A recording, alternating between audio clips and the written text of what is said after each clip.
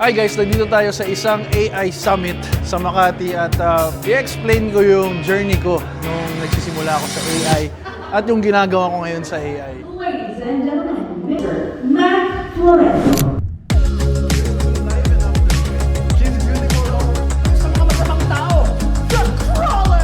Sa Pilipinas, marami pa ring tao na against sa AI.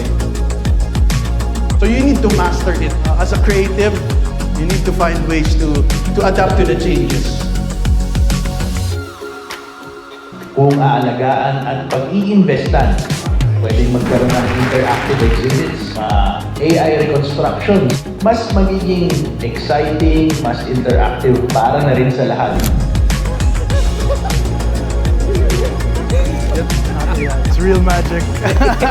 Huwag mong sayangin ang buhay mo sa pagiging tahimik o takot. Be the magic you want to see in this world.